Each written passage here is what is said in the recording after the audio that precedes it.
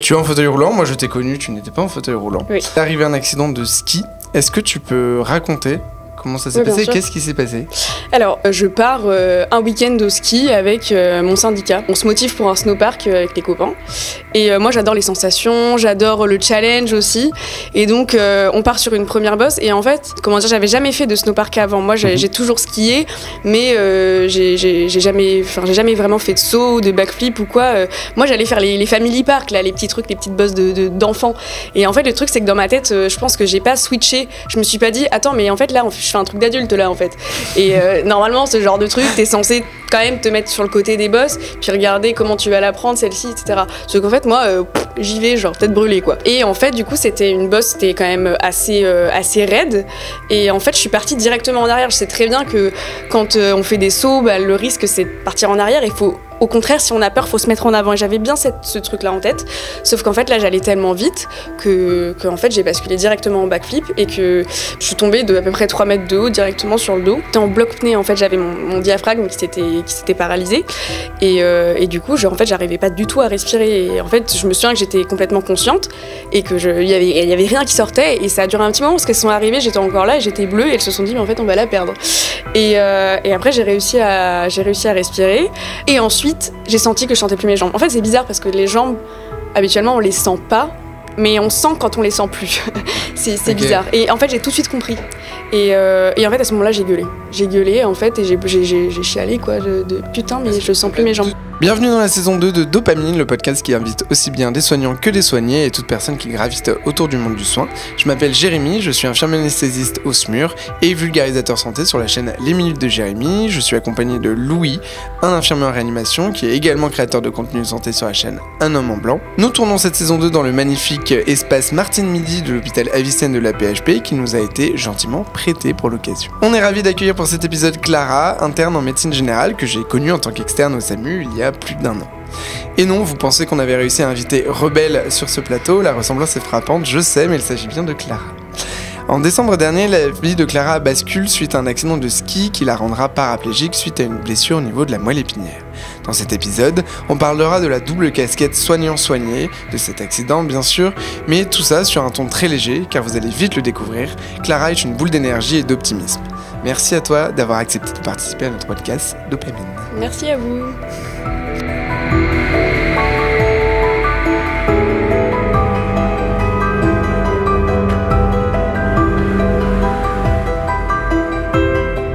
Donc on est parti Clara, pour commencer, pour s'échauffer, ce que je te propose c'est une petite série de questions rapides. La difficulté c'est qu'il faudra répondre uniquement par vrai, faux, oui, non. En tout cas tu pourras pas justifier pour commencer. Ça marche. C'est bon pour toi? Ouais.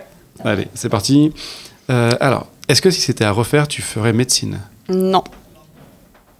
Alors oui, on peut pas discuter, mais j'ai très envie de discuter, on en reparlera. Mais si, il y a un sujet sur la médecine. Moi j'ai compris les consignes. Ouais, c'est bien, pas moi. Est-ce que tu es heureuse? Oui. Est-ce que le grand public connaît bien la paraplégie? Non. Est-ce que les personnes en situation de handicap sont stigmatisées en France? Oui. Est-ce que les transports sont adaptés pour toi à Paris? Je les ai pas pris, mais je pense pas. Est-ce que tu es 100% autonome dans la vie de tous les jours? Oui. Est-ce que tu as l'espoir de remarcher un jour? Oui. Est-ce que tu avais apprécié ton stage au SMUR avec moi? Oui. Ou est-ce que tu avais apprécié le stage tout court? Oui. Aussi. Enfin... Oui et oui, enfin oui. Voilà, c'est bon, tu t'en sors bien. Voilà, bravo. Est-ce que tu as toujours voulu devenir médecin généraliste? Non. Est-ce que tu arrives à rire de ce qui est arrivé? Oui. Est-ce que tu penses que ton accident t'a changé? Oui. Est-ce que ton accident a changé ton rapport aux soins? Oui. Est-ce que ton accident a changé ton rapport aux patients? Oui. Ok, très bien. Échauffement échauffement terminé, elle est très bien, elle s'est mouillée la nuque, on va pouvoir y aller. Donc on est parti sur la roue des questions, tu te souviens un petit peu? Ouais. C'est ça qui va définir ce sur quoi on va tomber. Il n'y aura pas d'engrenage quand même. Et forcément. Du coup, tu as un des sujets phares, on va forcément reparler de ton accident qui fait qu'aujourd'hui, tu es en fauteuil roulant, moi je t'ai connu, tu n'étais pas en fauteuil roulant. Oui. T'es arrivé à un accident de ski. Est-ce que tu peux raconter Comment ça s'est passé? Qu'est-ce qui s'est passé? Alors, donc moi j'ai commencé mon internat au mois d'octobre, donc je fais mes 3 mois d'internat tranquillou, et je pars un week-end au ski avec mon syndicat. Et donc la belle vie, la grande maison avec 30 personnes, le jacuzzi, le sauna, tout était là. Et en fait, premier jour de ski, je fais 3-4 heures de ski, je reprends un peu mes marques et tout ça. Et en fait, on se motive pour un snowpark avec les copains. Et moi, j'adore les sensations, j'adore le challenge aussi. Et donc, on part sur une première bosse. Et en fait, comment dire, j'avais jamais fait de snowpark avant. Moi, j'ai toujours skié, mais j'ai jamais vraiment fait de saut, de backflip ou quoi. Moi, j'allais faire les family park, là, les petits trucs, les petites bosses d'enfants. Et en fait, le truc, c'est que dans ma tête, je pense que j'ai pas switché. Je me suis pas dit, attends, mais en fait, là, je fais un truc d'adulte, là, en fait. Et normalement, ce genre de truc, t'es censé quand même te mettre sur le côté des bosses, puis regarder comment tu vas la prendre, celle-ci, etc. Sauf qu'en fait, moi, j'y vais, genre, tête brûlée, quoi. Et donc, je fais ma première bosse, ça se passe très bien, je vole et tout, best life, trop bien. Et celle d'après, en fait, je la vois et je me dis, oula, celle-là, je veux pas la faire. Et finalement, en fait, je me suis motivée, je me suis dit, ah bah tiens, en la prenant comme ci, comme ça devrait le faire. Et en fait, je suis partie en ayant peur, mais après, je ressentais de l'adrénaline, j'avais aussi envie. Et en fait, du coup, c'était une bosse, c'était quand même assez raide. Et en fait, je suis partie directement en arrière. Je sais très bien que quand on fait des sauts, bah, le risque, c'est de partir en arrière. Il faut au contraire, si on a peur, faut se mettre en avant. Et j'avais bien ce truc-là en tête. Sauf qu'en fait, là, j'allais tellement vite que en fait, j'ai basculé directement en backflip et que, bah, en fait, je suis partie. En fait, je me rappelle de moi où je me vois. En fait, je vois mes skis face à moi comme ça. Et en fait, je me dis, oh merde. Enfin, c'est aller trop vite, quoi. C'est pas bon ce qui est en train de se passer. C'est ça. Et en fait, je suis partie. Je suis tombée de à peu près 3 mètres de haut directement sur le dos. Et donc là, je me souviens pas directement de la chute parce que je pense que c'était un peu violent, mais sinon je me souviens de tout.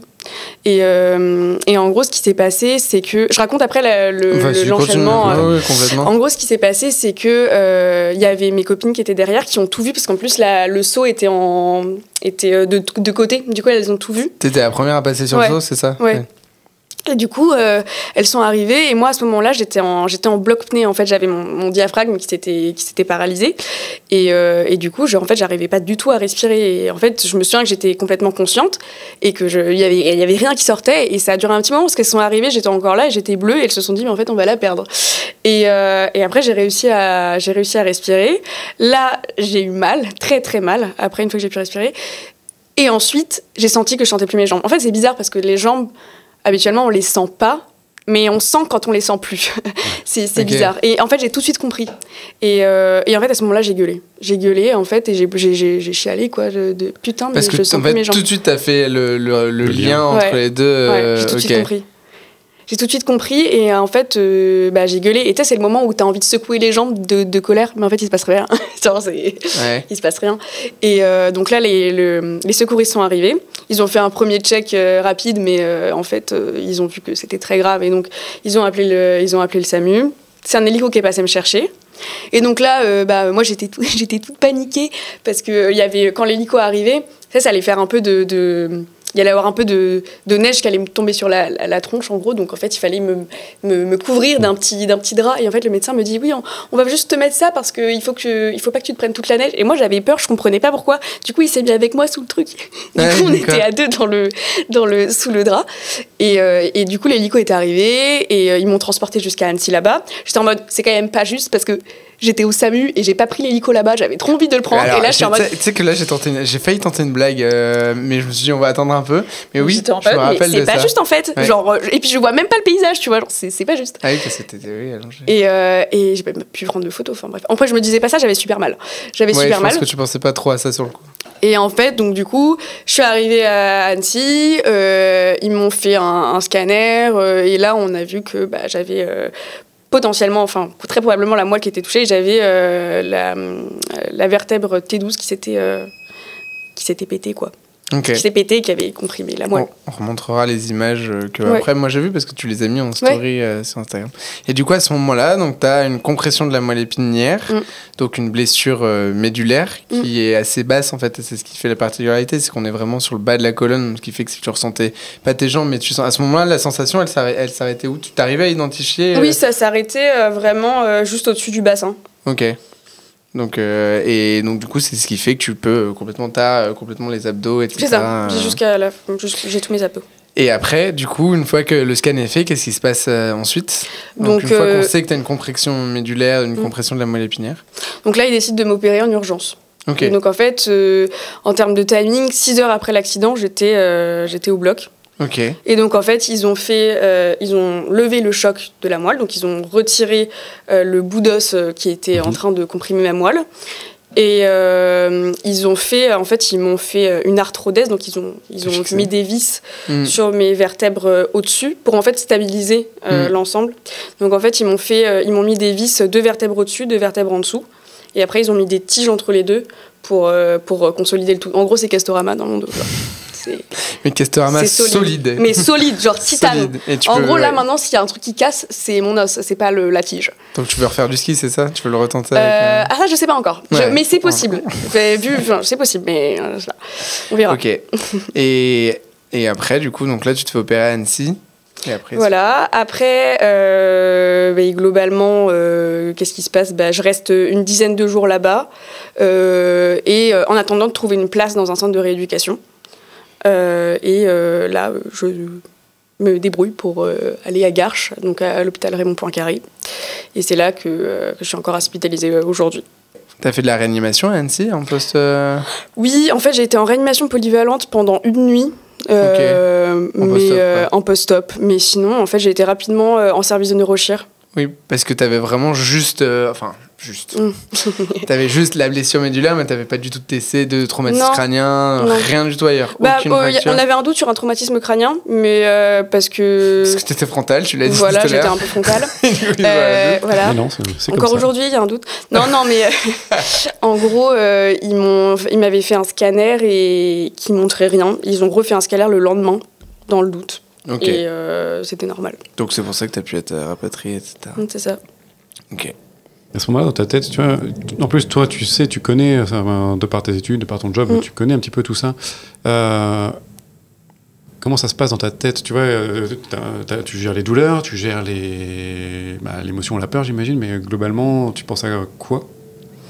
Je pense que je suis en vie, en fait. Okay. Je me dis, que j'ai survécu.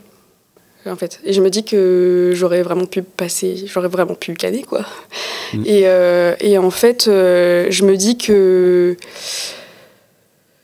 ça aurait pu être pire. Je me dis surtout ça. En fait, je me dis ça très rapidement, en fait.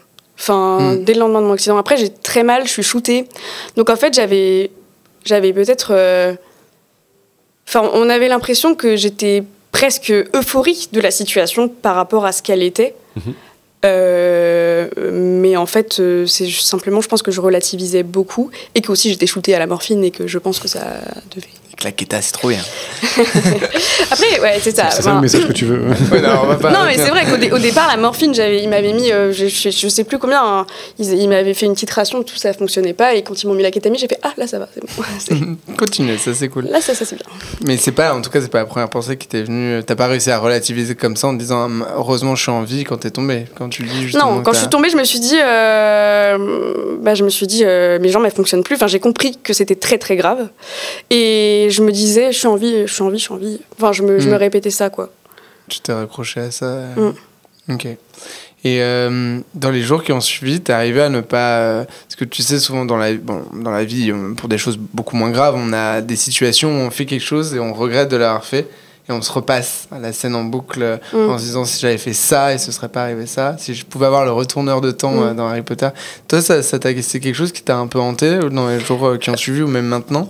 C'était dans un second temps. mais c'est arrivé que je m'en veuille un petit peu, que je culpabilise un petit peu.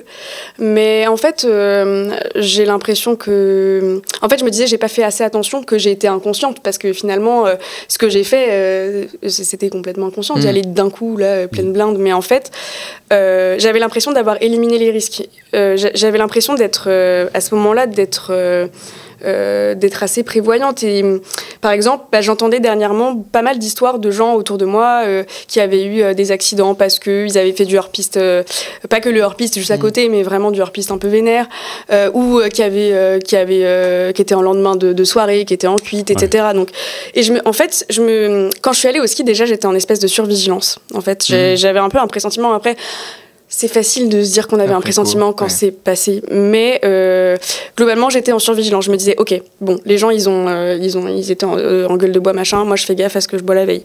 Je fais gaffe à ça. Je fais gaffe à dormir un minimum parce que je me suis couchée tard le soir. Je me dis, bon, faut que je dorme un certain minimum d'heures, etc. Même si les gens ils partent avant, moi je me fais un minimum, etc. Donc en fait j'avais l'impression de cocher toutes les cases de c'est bon, c'est bon, c'est bon. Et en fait là le truc le plus gros, le truc le plus énorme. En fait, je suis passée à côté, quoi. Et je me dis, mais je suis à côté de la plaque, quoi. Par contre, tu l'avais regardé. Est-ce que tu dis, t'avais regardé la bosse, t'avais regardé comment la prendre, t'avais regardé... Il aurait fallu, mais en fait, je me suis dit, ce qu'on se disait avec mes copines, c'est que, en fait, il fallait prendre assez d'élan pour pas se prendre. En fait, il y avait la bosse, ça montait, ensuite il y avait un plateau et ensuite ça redescendait. Et sur le plateau, il y avait une espèce de cylindre métallique qui était dessus. Et j'ai l'impression que ce truc aurait peut-être dû être recouvert par de la neige parce qu'il n'avait pas beaucoup neigé. Et en fait, le truc, c'est qu'on ne voulait pas se prendre ce truc métallique. Et on disait, il faut se prendre assez d'élan pour pas le prendre. Ah, ok. Donc, oui, ça vous incitait à prendre vraiment de la vitesse, quoi. Oui. Ok. Et c'est ça. Et en fait, c'était plutôt prendre de la vitesse pour éviter ce truc-là. C'est ça. J'ai pris trop de vitesse et du coup, je suis partie tout de suite en arrière. Parce que c'est très incliné sur la fin et tout. Mais bon, je suis pas la seule. Enfin, ce qui est assez étrange, c'est que 6 jours après mon accident, il y a un autre monsieur que je connais qui a fait un accident sur exactement la même bosse. Ah ouais que tu connais personnellement ou que qui est tétra que je connais. Parce qu'en fait, il est arrivé à l'hôpital de Garches en se disant, elle est où la fille d'Annecy ? Parce qu'il avait entendu parler de moi. Et en fait, quand je l'ai vu, on s'est dit, mais tu viens d'Annecy ? Ouais, moi aussi. T'étais dans quelle station ? À Voriaz ? Ouais, moi aussi. Le snowpark ? Ouais. T'es tombé sur quelle bosse ? La deuxième ? Moi aussi. Et du coup, il y a pas un truc à faire aussi contre le snowpark ? On se demande s'il n'y a pas quelque chose à faire, parce que 2 accidents à 6 jours d'intervalle qui font un pareil, un tétra... Ouais, les accidents en plus. Hein. Ouais, c'est-à-dire que lui, il a encore plus mal retombé que toi. Tu lui as fait loser ? Non. Évidemment. L'inverse aurait été... Il a trop évolué. Mais bon, il a un fauteuil électrique, donc il peut aller pas plus vite que moi. Donc, Ah oui, du coup, il trace en course. Et comme ça, il dit... On va faire la course demain, on va voir. Ah oui, il est là aussi, du coup ? Ouais. En fait, c'est devenu ton... mais c'est mon poteau, je l'adore. C'est incroyable. En fait, c'est mon jumeau des galères, c'est mon jumeau. Genre, on se voit, on est reliés, enfin, c'est... Non, pour le coup, c'est assez ouf, parce que ça s'est fait à combien de temps d'intervalle, du coup ? 6 jours. 6 jours ? Ah, je sais pas, oui, j'ai fait un AIT. T'es pardonné. Ok.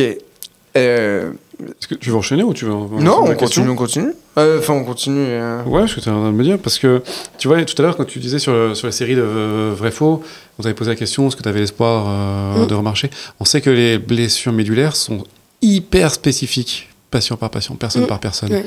Et il n'est pas question de prédire l'avenir ou quoi que ce soit, mais tu vois, le grand public, en général, quand on dit qu'il y a une atteinte de la moelle épinière, c'est plié. C'est fini. Mais en fait, déjà, une atteinte de la moelle épinière, ça veut dire quoi en fonction de l'étage ? Donc, toi, on a dit que c'était en T12. Il y a complet, incomplet, et puis, qu'est-ce qui peut être... Toi, il va falloir que tu attendes... Tu vois, on dit qu'il faut attendre un certain temps pour se faire une idée fixe à peu près, et encore aujourd'hui, quand même vachement remis en question. Toi, tu penses attendre combien de temps avant de te dire, voilà où j'en suis, voilà où, globalement, ça risque de nettement moins évoluer Alors, moi, je suis paraplégique incomplète, donc ça veut dire que j'ai une récupération quand même par rapport au tout début. Est-ce que tu n'as pas une section complète ? J'ai pas une section. Un écrasement, tu as une souffrance. C'est ça, en fait, il y a contusion, compression et puis section. Contusion, juste ça tape la moelle puis ça repart. Compression, ça tape puis ça reste. Et section, ça tape et ça casse. Et du coup, moi, c'est compression. Et moi, généralement, les discours sont tous différents, mais globalement, on dit souvent qu'il y a une évolution très rapide sur les 2 premières semaines, rapide sur les 3 premiers mois, plus ou moins rapide sur les 6 premiers mois, et puis lente pendant au moins 1 an et demi. Et je pense que ça doit évoluer toute la vie. Moi, je pense on va dire que dans 1 an et demi, je pourrais me dire que bon, là, ça devrait être stable. Et en plus, je pense que ça dépend aussi de la clinique. C'est-à-dire que si j'ai rien qui bouge pendant 6 mois, je vais me dire bon, là, globalement, il y a peu de chances que ça rebouge de soi-même. Après, il y a la science qui évolue, etc. Mais on va dire spontanément, là, de mon côté, il se passe toujours des choses. Donc, bon, c'est comme si on repart. Enfin, moi, dans ma tête, je me dis bon, il se passe encore des choses, donc ça continue à avancer. Là, il y a une évolution, parce que du coup, l'accident, c'était en décembre. Oui. On tourne cet épisode, janvier, on est en c'était le 25 janvier, c'était. 25 janvier, l'accident. Ouais. D'accord. Oui, je sais pas pourquoi j'ai notifié ça en décembre, mais on est actuellement en juin, donc on a à peu près 6 mois. Oui, 4 mois et demi. 4 mois et demi. T'as eu une évolution, du coup, au niveau clinique? Bah, en fait, déjà, au niveau sensibilité, en fait, j'ai récupéré quand même jusqu'au genou. Ok. C'est pas parfait, mais j'ai récupéré quand même de la sensibilité. Et au niveau moteur, j'avais rien qui bougeait. Et là, j'ai quelques muscles qui se réveillent, en fait. Ok. J'ai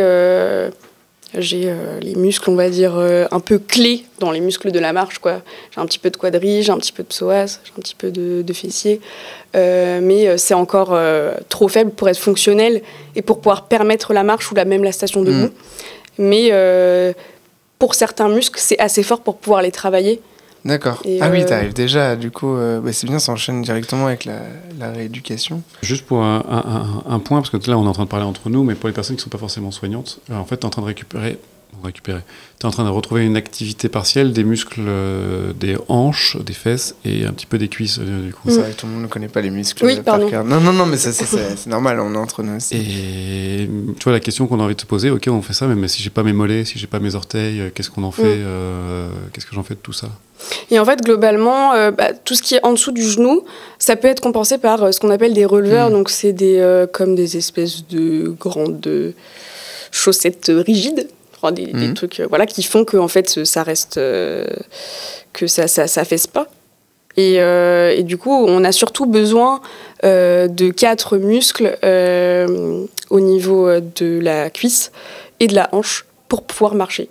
Et donc le quadriceps pour fléchir la jambe, le psoas pour fléchir la hanche, et les fessiers pour faire un mouvement d'abduction, donc écarter en fait la jambe, c'est ça en gros. Ok. Et là du coup donc le fait aussi, parce qu'il y a des personnes qui, et ça on le retrouve quand on explique la péridurale et la rachianesthésie, qu'on se dit ok mais t'as la sensibilité, en fait il y a sensibilité et motricité, c'est séparé en fait, c'est deux choses, c'est des faisceaux de nerfs qui sont, il y a émission et remontée d'informations, et du coup en général effectivement la première chose qui revient c'est d'abord les sensations et ensuite le moteur en fait qui revient et que tu dois après travailler pour remuscler parce que du coup en 4 mois et demi t'as perdu les muscles. Mais du coup, c'est un premier espoir. Toi, c'est des choses qui te donnent de l'espoir, du coup, le fait de pouvoir... Ça me donne de l'espoir, mais je reste assez factuelle et assez, terre à terre. C'est-à-dire que je me dis que ce qui est bien objectivement, c'est que ça bouge, c'est qu'il se passe des choses. Mais aujourd'hui, avec ce que je fais, je pourrais peut-être jouer de la batterie, mais je pourrais pas marcher. Donc, on va dire que en fait, je me réjouis, mais tout en mollo, enfin doucement en fait, parce que si j'espère trop et qu'au final ça marche pas, en fait, la chute elle risque d'être très violente. Oui, je préfère en fait, un coup. Donc en fait, je me protège tout en me disant bon, c'est bien, mais on reste sur nos gardes quand même. T'es vraiment batteuse ou c'était pour l'exemple? Tu joues vraiment de la batterie? Non, pas du tout. D'accord, c'était pour l'exemple. Du coup, tu vas t'y mettre. Ok. Voilà. La rééducation, ça se passe comment? Alors du coup, toi, c'est vraiment plus ton domaine pour le coup de base. Vu que tu étais à la base, oui. Tu étais APA dans une autre vie. Comment ça se déroule le programme de rééducation pour une paraplégie comme ça? Alors, on a la kiné tous les jours, 1 heure par jour. Et en gros, les séances de kiné, c'est globalement 30 minutes de mobilisation des jambes. Donc en fait, on les mobilise pour pouvoir déjà maintenir une souplesse que j'ai ou que je n'ai pas, mais en tout cas que je m'enraidisse pas, pour pouvoir aussi voir l'évolution de la spasticité. Donc la spasticité, en gros, c'est une raideur des muscles qui peut se mettre en place à cause de ces lésions, ces problèmes au niveau de la moelle. Et après, il va y avoir de la rééducation qui est adaptée à chaque patient. Mais pour moi, c'était surtout de la rééducation du haut du corps. Alors, c'est assez perturbant quand on arrive à l'hôpital parce qu'on dit, bon, est-ce que je vais marcher quand est-ce qu'on bosse mes jambes? Et en fait, on nous dit, on va travailler le haut. Mais je m'en fous du haut, moi. Et sauf qu'en fait, l'idée, c'est de dire, en fait, sur la moelle, on n'a malheureusement pas le contrôle, mais ce sur quoi on a le contrôle, c'est le haut du corps. Donc on se concentre sur ça et on va essayer de te rendre autonome, de te réautonomiser dans le pire des cas qui est aujourd'hui. Avec ce fauteuil, avec ces jambes qui ne marchent pas du tout. Et donc, c'est apprendre, donc notamment les fameux push-ups. Donc les push-ups, c'est vraiment des gestes où en fait on se soulève en fait, de son fauteuil pour pouvoir aller se mettre sur un lit, dans une voiture, etc. Donc c'est des choses de la vie quotidienne. On va apprendre à se relever du sol, se mettre sur le sol depuis un fauteuil, me mettre par terre en toute sécurité, pouvoir me relever sans m'abîmer trop les épaules parce qu'en fait les épaules elles prennent cher. Donc en fait l'idée c'est d'avoir les mouvements les plus ergonomiques, les plus adaptés et les moins traumatisants pour les articulations. Donc ça consiste en ça et donc c'est pas mal de renforcement musculaire aussi. Et on a aussi l'APA, donc l'activité physique adaptée. Une fois par jour, 1 heure par jour. Où donc là, moi je faisais... quand je vais là-bas, c'est comme si j'allais à la salle en fait, un peu, mais c'est adapté. Donc je fais par exemple le ski erg, donc c'est en fait on travaille les triceps en tenant des poignets en fait, et on tire derrière, etc. Peut faire une espèce de développé couché mais en étant assis. Après on peut tester plein de disciplines en fait, basket, badminton, tennis de table, fléchette, voilà, qu'est-ce que j'ai fait d'autre, j'ai fait plein de trucs, du biathlon, du tir à la carabine, et en fait il y a un thème à chaque fois, soit on va bosser la muscu, soit on va bosser plutôt le cardio. À la fin on finit toujours par quelque chose de ludique, aussi dans le but de se dire bon, qu'est-ce que va être le sport dans lequel je vais m'orienter après, de pouvoir se projeter. Okay, je savais pas du tout qu'il faisait la différence entre la rééducation et la réadaptation. Ouais. Et on a l'ergothérapie. Oui, voilà, okay. Et donc l'ergothérapie, les séances, là, c'est pas forcément 1 heure par jour, c'est en fonction des besoins et en fonction du moment. Par exemple, moi, au début, j'avais pas beaucoup d'ergothérapie parce qu'il n'y avait pas grand-chose à faire. Et là, j'en ai pas mal parce que en ce moment, on est en train de réfléchir sur quel est le fauteuil qui va me correspondre. Qu'est-ce que je veux? Est-ce que je veux que mes freins ils soient comme ci, comme ça, que mes mains courantes elles soient comme ci, comme ça, voilà, quel fauteuil je veux. Donc en fait, j'ai pas mal de critères. On va réfléchir aussi sur des motorisations, donc en fait des systèmes, parce que moi j'ai un fauteuil manuel, donc je fais tout à la main, mais en fait nos épaules, nos bras sont pas faits pour faire ce que font nos jambes au quotidien. Et donc il va y avoir des roues motorisées qui vont être des aides en fait à la propulsion qu'on peut tester, choisir. D'accord. Il y avait un truc aussi en plus, je ne sais pas s'ils t'en ont parlé probablement, peut-être que tu es toi-même au courant. Pourquoi est-ce qu'on fait faire autant de sport par le haut? C'est qu'ils se sont rendus compte que, ça fait déjà des années que c'est comme ça, en maintenant une activité physique du haut, ça permet de ralentir la dégradation musculaire des muscles du bas du corps. Je savais pas du tout. Comme ta dégradation elle est ralentie, et tu optimises tes chances de rattraper par la suite. C'est pour ça que typiquement les tennisman qui vont se blesser, on va leur dire moi d'aller marcher, faire du vélo, faire des squats. Tu dis mais non, est-ce qu'il marche ça et voilà, c'est plein de choses comme ça. Et au niveau de l'ergo aussi, tu disais, tu parlais du fauteuil, mais est-ce que tu as dans la réhabilitation, du coup, c'est réadaptation. Il y a tout ce qui est aussi te faire à manger en étant en fauteuil ou ce genre de choses dans la vie quotidienne. Est-ce que tu as des choses sur les petits gestes de la vie quotidienne, prendre une douche, ce genre de choses? Oui, globalement, là, pas plus tard qu'il y a une semaine, j'ai fait un atelier cuisine, justement, où en fait, on m'a apporté un fauteuil verticalisateur, donc en fait un fauteuil électrique qui me permet de me mettre debout. Trop bien. Et donc j'ai pu cuisiner debout. J'ai fait un plat de lasagne et tout. Qui se sont régalés. Il était bon ou pas? Oui. D'accord. Ça, la vraie question. Aussi bon que les cookies que tu m'avais fait aussi. J'espère. Ok. Du coup, tu disais 1 heure de kiné, 1 heure d'appât par jour. Il y a autre chose ou? Alors, à la base, c'est 1 heure, mais en fait, finalement, ça déborde un petit peu. C'est-à-dire que moi, je fais à chaque fois ma kiné, puis en fait, je peux repasser un peu quand je veux pour me verticaliser, par exemple, parce que en fait, c'est des appareils qui permettent, c'est mécanique en fait, hein, c'est pas électrique, c'est ma kiné qui me place dessus. Ça me permet d'être debout et juste de rester debout. Donc moi, je peux faire ma vie, écouter de la musique ou parler avec les gens. Et en fait, ça permet, ça aide pour plein de choses en fait. Oui, par exemple, pourquoi est-ce qu'on s'amuse à mettre les gens debout ? Il y a un côté où déjà ça fait plaisir psychologiquement de se dire hey, je suis debout, je suis un étage au-dessus d'habitude. Il y a le côté aussi où c'est bien pour tout ce qui est digestif, le transit, etc. Et puis pour les os qui sont plus habitués à porter ce qu'ils ont l'habitude de porter, et il faut qu'ils gardent la même densité. Et donc, je sais pas s'il y a d'autres. Il y a la gestion vasculaire aussi, hémodynamique. Ah oui, tout ce qui est retour veineux, donc tout ce qui est. Habituer le système orthosympathique et tout là. Et donc là, généralement 30 minutes par jour, je vais faire ça. Ou sinon, je peux repasser. Il y a le motomètre. Donc le motomètre, je mets mes pieds sur une espèce de machine avec des pédales. Et puis j'essaye de pédaler. Donc de donner de l'intention, même si ça marche pas forcément. J'essaye de donner l'intention, d'essayer de faire... Pour entretenir en fait le stimulus nerveux aussi, même si ça ne donne rien derrière. En fait, j'essaye, parce qu'en fait, la machine, elle dit si tout est passif ou s'il y a une part d'actif.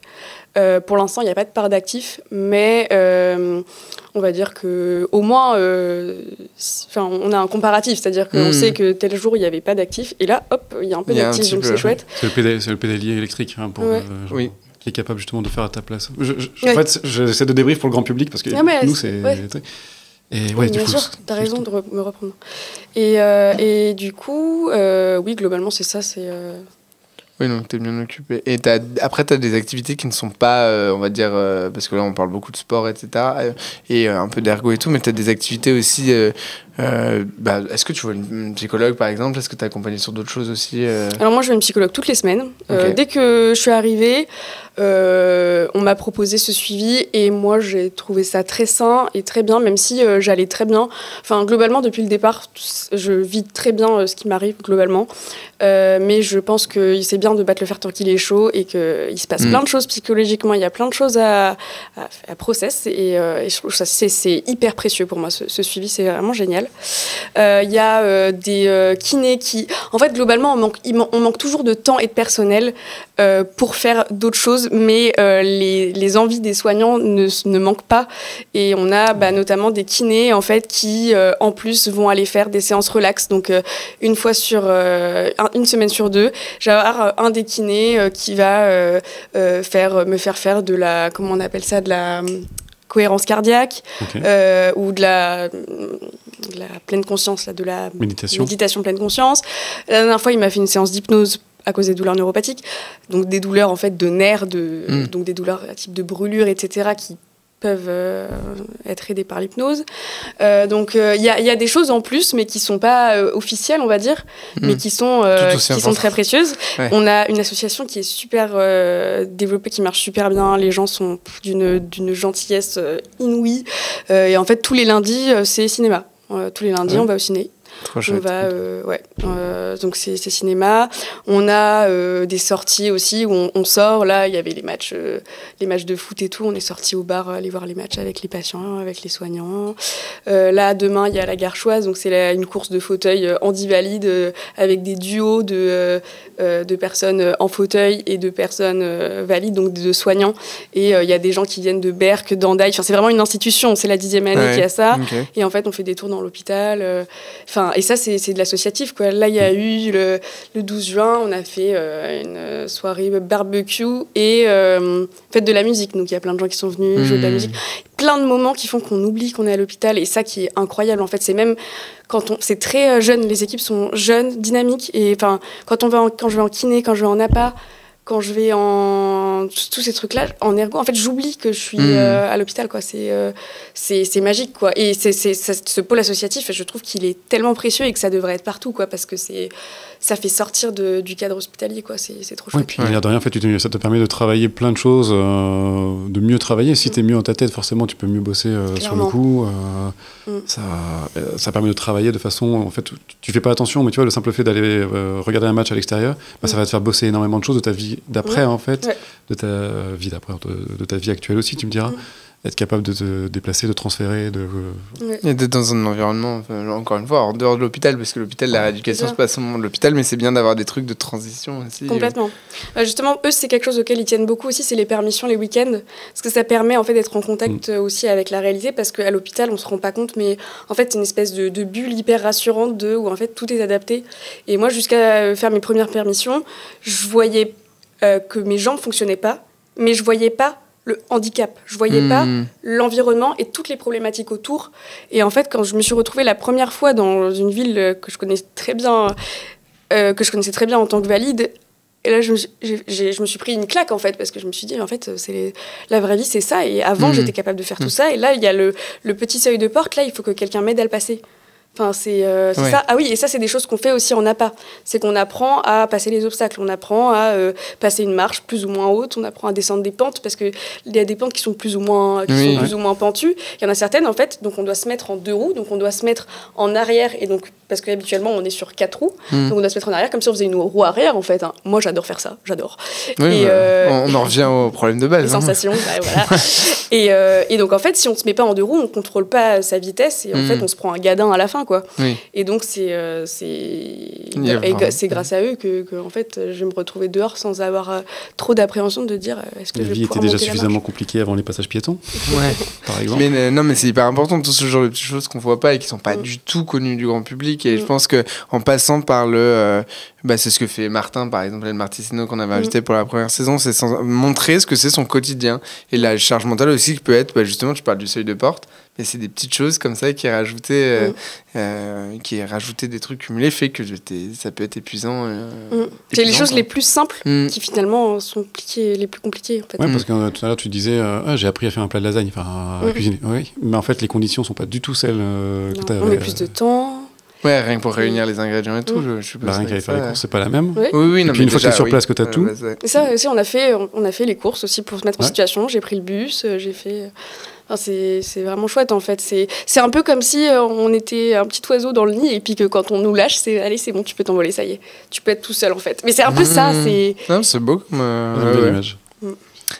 On tourne la roue. On tourne la roue, ça fait un moment. Ça fait un moment qu'on l'a pas tourné cette roue, mais en même temps, c'était sûr que c'était le sujet qui allait nous prendre le plus de temps. À toi de jouer.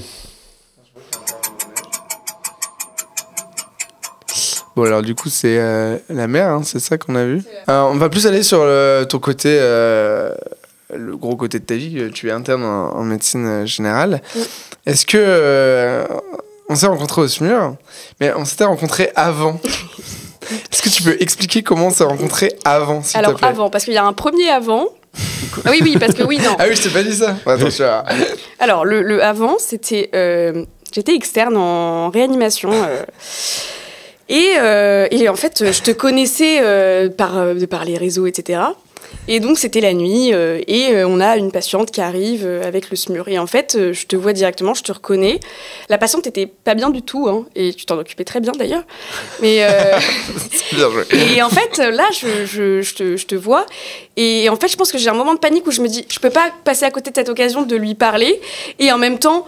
en fait je me lance parce que en fait des fois quand il faut que je me lance, en fait je pense que je suis une timide à la base et en fait quand il faut que je me lance, du coup je réfléchis pas, mais des fois c'est bien de réfléchir quand même. Et là il y a 2 fils qui se sont touchés et du coup je t'ai fait mais c'est toi les minutes de Jérém, voilà. J'ai balancé ça et c'est pas fini. Et après donc du coup déjà tu m'as pas trop répondu, tu m'as dit attends. Je crois que tu m'as dit attends. Et j'en ai parlé, et je crois qu'après, on n'a pas reparlé, je crois. Non. Et je me suis dit, ah ouais, punaise, la gaffe et tout. Je me suis dit, oups. J'en ai parlé à une de mes potes qui m'envoie, le jour même, une story de Jérémy qui dit, oui, quand les personnes qui me connaissent, faites attention, il y a un moment pour tout. J'ai eu super honte, quoi. Et là, mais moi, alors je t'avoue, je crois que je me suis désabonnée de toi. Ça, je l'ai pas su. Oui, bon, t'apprends des choses aussi. Ouais, ok. Voilà. C'est de pire en pire, vas-y, continue. Vas-y, non, mais j'avais honte, vraiment, j'avais honte. Et donc, je pensais que c'était fini tout ça. Et en fait, j'ai fait un stage après au SMUR. Et donc, on se croise parce que je sais plus, je crois que je voulais allumer une lumière dans le camion. Enfin, bref, je te vois.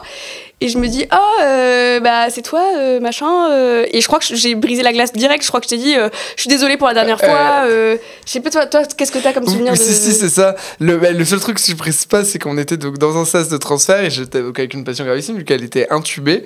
Et j'étais vraiment dans cette position-là, sur la patiente comme ça. Et en fait, c'est surtout que c'était mes débuts au SMUR. Et en fait, en gros, les équipes savaient pas forcément ce que je faisais. Et aujourd'hui, il y en a 10 000, ça fait très prétentieux comme ça, mais des situations comme celle-là, il y en a eu beaucoup plus. Il y en a eu plein, mais aujourd'hui je le prends beaucoup mieux. C'est juste qu'au début, par exemple, typiquement ce jour-là, j'étais avec un médecin qui savait pas ce que je faisais à côté, et j'étais en train de tenir la sonde d'intubation de cette patiente dans le coma, et vraiment j'ai cette rouquine qui débarque nulle part, qui fait minute de gemme au milieu de tout le monde. Et effectivement, sur le coup, et en fait, c'est surtout que t'es arrivé dans une série ça m'était beaucoup arrivé dans les dernières gardes, et du coup, je m'étais dit là, ok, là c'est la fois trop. Ouais. Et je me dis, je vais faire une story pour parler de ça en disant, les gars, quand je suis en intervention, je suis pas les minutes de GM, je suis Jérémy, infirmier anesthésiste, quoi. Et du coup, mais oui, c'est intéressant d'avoir ton point de vue. Mais du coup, après, donc, quand on s'en est reparlé, on a rigolé. On a rigolé et je me suis réabonnée. Ouais. Super. Et en fait, c'est bien qui finit bien et finalement, tu finis dans le podcast de Pauline, tu vois. Ouais. Voilà, comme quoi, voilà. Mais c'était la petite anecdote pour faire le pont avec le comment on s'est connus. Donc voilà, on s'est connus pendant ton stage au SMUR. Si tu étais encore externe à ce moment-là. Et du coup, pourquoi médecine ? Pourquoi médecine ? Alors, médecine tout court, en fait, c'est là depuis tellement longtemps que je sais même plus. C'est vrai ? Ouais, en fait, j'ai l'impression que ça a toujours été là. Je pense l'idée de faire quelque chose, d'avoir l'impression d'aider directement et d'être en contact avec les gens et de faire quelque chose. La formation continue aussi, c'était quelque chose qui m'intéressait. Après, quand j'ai dû choisir ce que j'allais faire plus tard, à un moment, je me suis dit, bon, est-ce que finalement, c'est pas ma zone de confort de me dire je veux faire médecine parce que ça a toujours été là ? Est-ce que c'est vraiment ça ? Ouais, on fait médecine par confort. Oui, c'est bien connu. C'est très, très confortable. Et finalement, j'ai un peu retourné le problème dans tous les sens. Je me suis dit, en fait, non, mais ça me convient bien, en fait. D'accord. T'avais fait un bac S, etc. T'as fait le profil, ok. Et du coup, la deuxième question, pourquoi médecin généraliste ? Alors, médecin généraliste, c'est alors moi, au départ, je voulais faire... j'avais pensé à la psychiatrie, j'avais pensé à vraiment tout plein de trucs. Mais assez rapidement, je me suis rendu compte que je voulais faire quelque chose de très polyvalent, qui touche à tout. J'avais pas envie qu'on m'appelle, que j'ai un proche qui m'appelle et lui dire ah ouais, non, en fait, ça, c'est pas moi. Voilà, moi je suis néphro en fait, là tu me parles de ton foie, j'en sais rien. Donc en fait je me suis dit que je voulais faire quelque chose qui touchait à tout et en fait j'ai adoré la médecine interne et à un moment je me suis dit ouais mais la médecine interne en fait on est obligé d'être à l'hôpital, enfin ça peut se pratiquer ailleurs mais c'est quand même compliqué. J'ai adoré aussi la réanimation, ça touche à tout mais là on est plutôt dans l'aigu moi j'ai adoré mais je me suis dit mais en fait si je fais de la réanimation je suis obligée de rester à l'hôpital tout le temps et en fait j'ai un peu vu sur le long terme et je me suis dit est-ce que je me vois à l'hôpital tout le temps et la réponse était non, était peut-être pas. Et je me suis dit, j'ai envie de pouvoir avoir cette possibilité de partir de l'hôpital si à un moment j'en ai marre. Et donc moi, mon idée, c'est plutôt de travailler à l'hôpital. Et le fait de travailler à l'hôpital m'a montré qu'en fait, il y avait beaucoup de médecins généralistes qui bossaient en hôpital et que le médecin généraliste, c'est pas forcément l'image qu'on a du médecin dans son bureau qui voit défiler des patients dans son cabinet.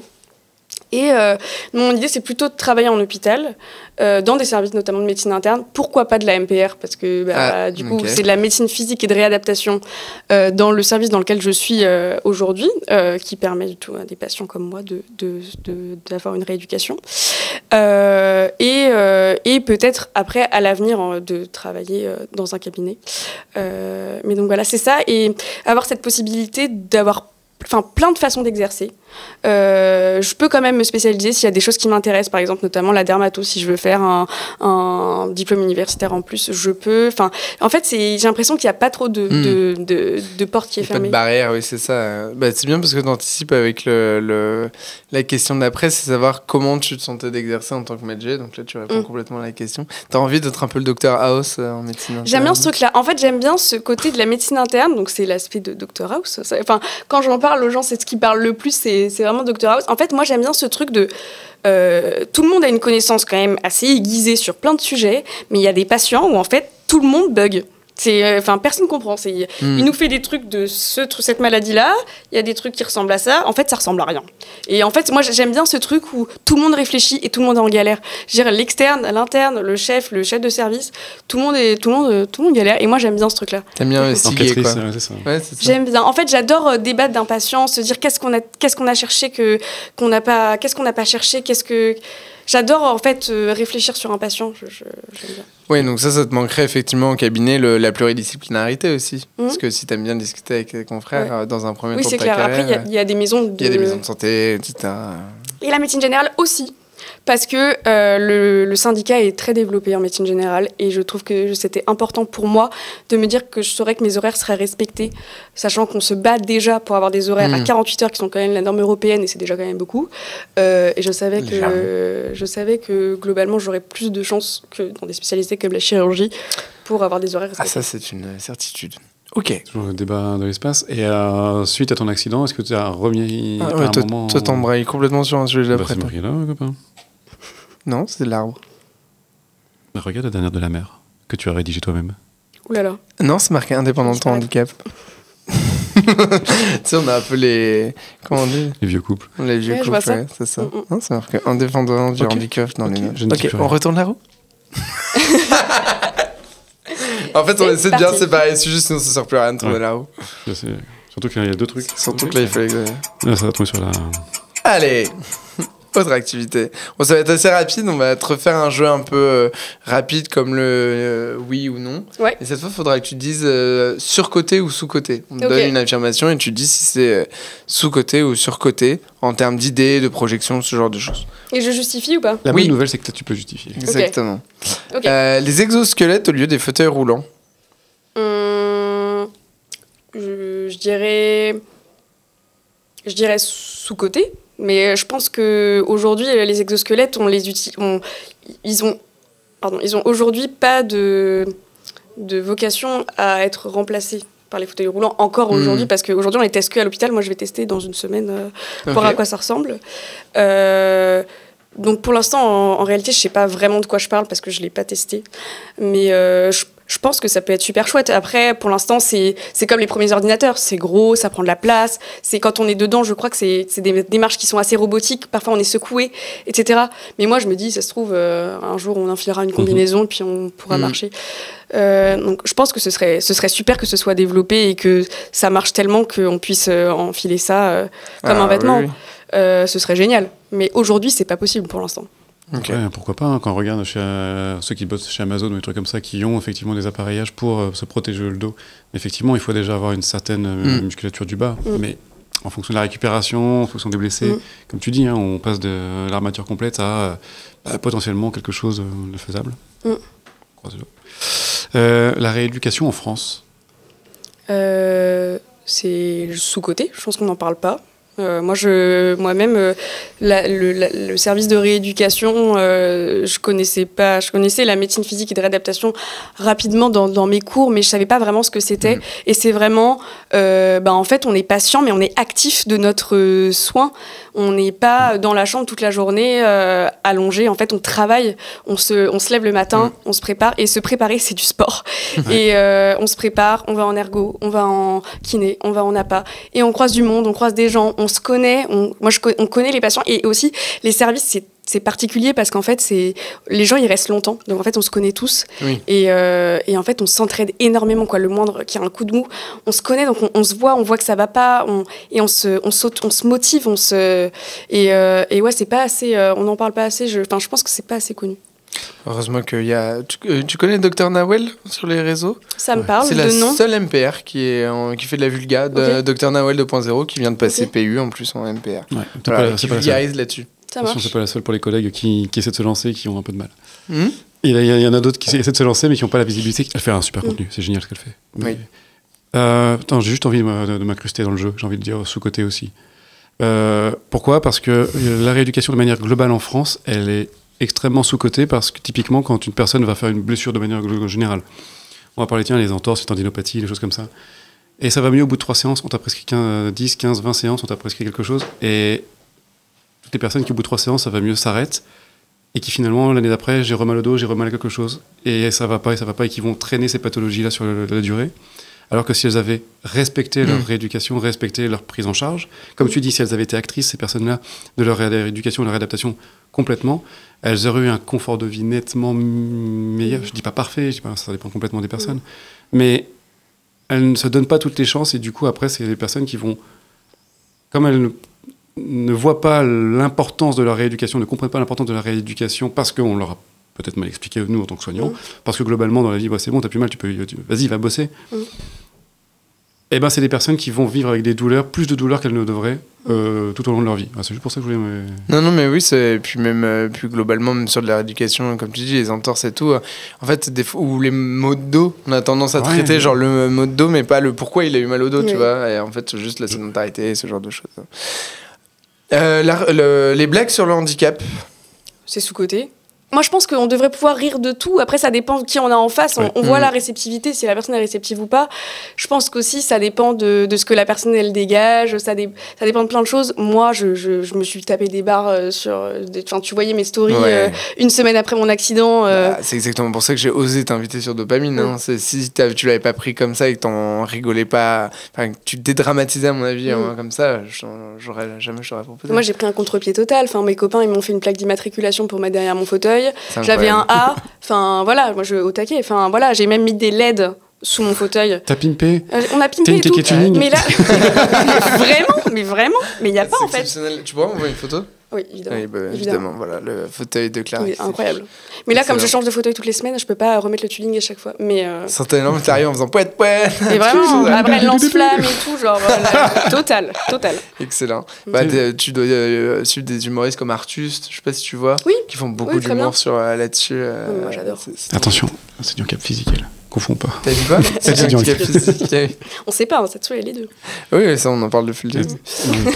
Mon tout premier poste, on en parlait tout à l'heure en off. Là, moi, c'était dans le service de rééducation où tu es, alors en tant qu'infirmier. Et on parlait des blagues, là, justement. Je me souviens, premier poste, et dans les premiers jours, en tant que posté. Je dois faire une prise de sang à quelqu'un. Et on va profiter que... je discute avec la personne, on en profite, parce qu'effectivement, en termes de sensibilité, elle n'avait pas de sensibilité au niveau des jambes. Allez, c'est parti, on va faire la prise de sang sur les pieds. Et je me souviens, en plus c'est le tout début, donc t'étais un peu niais quand tu commences un job. Je fais ma prise de sang, et au moment où je pique, la personne qui fait « Aïe !» qui gueule un grand coup. « Oh, désolé !» et tout. Ah oui, non, désolé. Et l'autre, il est mort de rire, forcément. Moi, je le fais tout le temps. J'adore. Voilà, on a retrouvé le respect. J'adore. Ok. La médecine générale, sous-côté, sur-côté? Sous-côté. Je pense qu'on ne sait pas toutes les façons dont on peut exercer cette spécialité. Je pense que parfois c'est vachement sous-côté parce que globalement on a beaucoup cette idée du concours et qu'on n'a pas besoin d'être bien classé pour pouvoir avoir de la médecine générale, et que, alors qu'en fait c'est une super belle spé, que je trouve qu'on a une responsabilité de zinzin, que en fait t'es en première ligne. Enfin, quand tu fais de la médecine générale de cabinet, t'es en première ligne, c'est toi que les patients ils vont voir en premier, et tu crées un lien qui est incroyable et qui est sur le long terme. Tu suis des familles et en même temps tu peux travailler partout. Enfin, c'est de la bombe. Là, quand tu dis sur-côté, sous-côté, c'est quoi, la population en général ou même le milieu médical? Le milieu et la population. Enfin, non, je pense que c'est plus sous-côté par le milieu que par les gens, parce que quand autour de moi je dis je fais médecine générale, tu veux pas venir t'installer chez nous dans notre petit patelin, globalement les gens ils ont tellement besoin d'avoir de médecins traitants, pour eux c'est hyper précieux, quoi. Donc je pense que c'est plus sous-côté par le milieu que par le... Okay. Mais c'est vrai, on pose cette question globalement à toutes les personnes qui font médecine générale et qui passent ici, parce que médecine générale se fait un peu secouer par l'actualité, par tout ça, quoi. Donc c'est important aussi de dire des choses, de recentrer sur les choses positives qu'il y a dans la médecine générale aussi. On refait tourner. Allez. C'est parti. Ouh, il a chaud le copain. Tu parles de moi ou de l'iPad? Moi qui ai ce gros strass de doigts. Alors, c'est la partie où je sors mon portable. Ouh là là. Qu'est-ce qui va se passer? Attention, il le fait bien. C'est quoi? Tu le fais bien. Je le fais bien. Il y a des personnes qui t'ont écrit une lettre. Wow. Ouais. Je l'ai lue. Elle va être difficile à lire oralement. Alors, en plus, avec les 2 heures de sommeil, la sensibilité et tout, ça se trouve, c'est moi qui suis comme une merde. Donc voilà, je le dis, je l'annonce. Voilà. Tu as juste rigolé, mais tout va Oui. bien se passer. Ouais, après, Tu sais, il est en train de Frontal, préparer. elle a des réactions paradoxales, donc des fois, ça se trouve, tu vas- Non mais enfin, j'hallucine quoi. Ouais. Non, mais, Tu es on est outré outré. Tu es Je suis outrée. Ça, c'est pour le SAS à Montreuil en réanimation. C'est ça. La vengeance là en fait. Il m'a invité pour ça. C'est pour se ça, en venger. Juste fait, pour pour t'humilier te devant. mitrailler. Mais après, du coup, t'as enlevé des trucs, t'as élagué, donc j'ai pas pu faire tout ce que je voulais. Non, je rigole. Mon amour de sœur. Depuis les loges du théâtre, les couloirs de l'hôpital, depuis une soirée qui n'en finit pas, depuis l'aube, depuis nos premiers rayons de l'été et les couleurs du ciel, je ferme les yeux, je respire et je devine ton sourire. Déjà, Wow. voilà. Ça c'est Kiklou. Ah ouais. Il me réchauffe le cœur. Ce sourire-là qui tant de fois a pensé mes blessures, Clara, c'est ton sourire à la face du monde qui pense les blessures. C'est ton amour des contes, des lacs, des chansons, du ridicule, du risible, ton amour de la beauté et des laideurs des hommes, avec un grand H. C'est ta ténacité, c'est ta rage. C'est ta foi en quelque chose que tu ne comprends pas. C'est le sens que tu trouves au vol des oiseaux et aux astres qui tournent. C'est ton cœur à vif, ouvert à l'univers, prêt à recevoir les balles et les garder bien au chaud. Ton sourire, c'est aussi ta façon à toi de montrer les crocs, de dire non quand la vie fait les mauvais choix. Exactement comme là, tu m'as dit en souriant, tu veux quoi toi? Ton sourire, il est double, il dit oui et il dit non. Allez les 2 heures de sommeil, Jérémy. Il dit oui, j'irai danser, oui, j'aurai des enfants, oui, je serai amoureuse, oui, je serai aimée, oui, je connaîtrai l'ivresse, oui, j'irai vite, oui, je saurai des vies. Oui, je suis jeune et j'arrive. Oui, j'ai peur. Oui, je pleure. Oui, j'ai besoin d'aide. Oui, mon amour. Non, je me relèverai seul. Non à l'injustice. Non, merci, connard, passe ton chemin. Non, je ne serai pas seul. Non, je ne courberai pas le dos. Non aux petites idées. Non aux choses bêtes. Non, je ne lâcherai rien. Il y a une grande inspiration. Ton sourire, jamais tu ne le perdras. Il est sur ton visage, à la commissure de tes lèvres, comme là actuellement, dans la puissance de tes bras, le feu de tes cheveux. Il dort dans tes jambes, il ne les oublie pas, il rêve grand pour elle. Alors, quand tu le sentiras partir, quand tu lui en voudras de ne pas faire signe, dis-toi qu'il est occupé à rosir mes joues quand je pense à toi, qu'il se prépare à déclarer une guerre. Quand les jours te sembleront gris, sache que je joue pour toi, que je danse pour toi, que je soigne pour toi, que je souris pour toi. Je t'aime, ma sœur. Au sourire infini. Waouh. C'est super dur à Elle a une lire. plume de... Ouais. Ouais. Elle est trop forte. Clotilde, Marie, Océ et Nana, écrit par Claude. Waouh. Voilà. C'est incroyable. Incroyable à lire. C'est horrible. Même moi, en lisant, je me suis dit, ouais, ça va être dur. C'est Mais à incroyable. lire, voilà. Ouais. C'est super beau. Voilà. J'ai réussi à pas d'autres. craquer. Eh, mais moi, t'as vu, c'est moi qui pleure. C'est même pas vrai, magnifique. moi. C'est tellement Mais à beau. lire à voix haute, c'est horrible. Moi, j'aurais pas pu la lire, je pense. Bah ouais, c'est bah, bien. tiens, d'ailleurs. Waouh. Bon, voilà, j'ai trouvé ça magnifique. Je lui avais juste demandé, en fait, pour l'histoire, tu sais, j'ai croisé une de tes copines au pot des internes des urgences. Et on prépare, quand on peut, pour les invités, quand on arrive à contacter leurs proches, on leur prépare une lettre. On leur demande de préparer une lettre. Et là, je m'étais dit que c'était l'occasion. C'était avant que tu me dises que tu n'étais pas forcément à l'aise de parler de trucs trop perso. Mais je me suis dit que c'était sympa de garder ça, vu qu'elles l'ont fait avec C'est incroyable. le cœur. Et... Ouais, c'est super. Voilà. Génial. Voilà, c'était le petit cadeau qu'elle voulait te faire en direct et je trouve ça C'est magnifique. magnifique. Ah, c'était pour Clara, mais Magnifique. finalement, ça sera peut-être pour... Mais je suis Ouais, pas c'est surprise sûr. de ma sœur. Enfin... C'est ta sœur du coup, je me savais pas si c'était ta sœur amicale ou si c'était, tu sais, des fois. Oui, on dit c'est ma ça. demi-sœur en fait. C'est ta demi. Oui, non, mais Enfin, du coup, ça reste un vrai c'est- lien ouais. de sang, etc.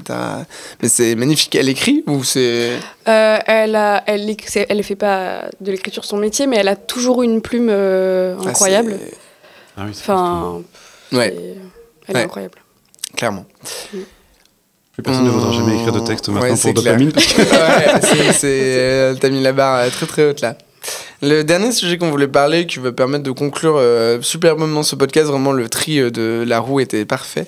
Ta vie d'après, c'est quoi ton avenir? Donc là, t'es en internat de médecine générale. Ça va être quoi la suite de ton internat, la suite de ta rééducation et tes projets, là, on va dire jusqu'à fin 2025 déjà? Alors pour l'instant, il y a beaucoup de questions que je me pose aussi et c'est pas encore tout à fait clair. En tout cas, la première année de médecine générale, ça consiste en 2 stages de 6 mois, un aux urgences et un en cabinet. Donc ce que je pense, c'est reprendre par un stage au cabinet parce que ce sera plus doux que redémarrer aux urgences. Le stage au cabinet, en fait, on m'a dit que j'allais avoir des stages fléchés, donc on va m'orienter sur des stages où déjà c'est PMR, qu'il n'y a pas des escaliers pour atteindre l'ascenseur, par exemple.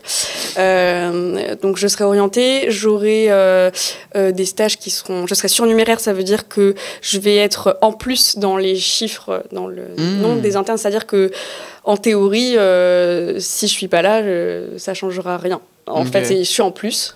Moi, mon but, ce serait de pouvoir faire mes stages le plus classiquement possible.